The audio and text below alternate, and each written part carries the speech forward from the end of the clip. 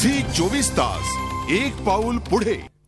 आज देशव्यापी संप पुकारण्यात आलेला आहे। मात्र मुंबईची लाईफलाईन सुरळीत सुरू आहे। मुंबईकरांसाठी ही नक्कीच दिलासादायक बातमी म्हणावी लागेल।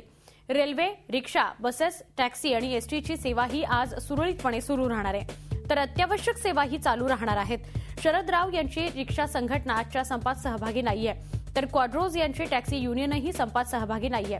संपाचा परिणाम केवळ औद्योगिक पट्ट्यात असणार आहे, तर बँक कर्मचारी संपात सहभागी असल्याने आज दिवसभर बँका बंद राहणार आहेत।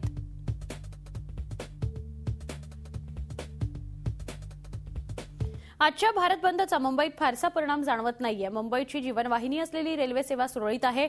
तसंच बेस्ट बसेस, टॅक्सी, रिक्षाही रस्त्यांवर असल्याने प्रवाशांचे हाल टळलेत। दुसरीकडे बँका मात्र बंद असल्याचं देशाच्या आर्थिक राजधानीतले आर्थिक व्यवहार सुस्तावलेले आपल्याला दिसतायत।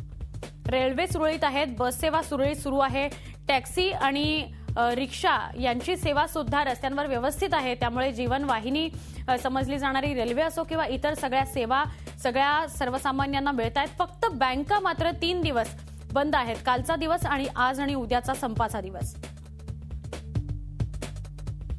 झी 24 तास एक पाऊल पुढे।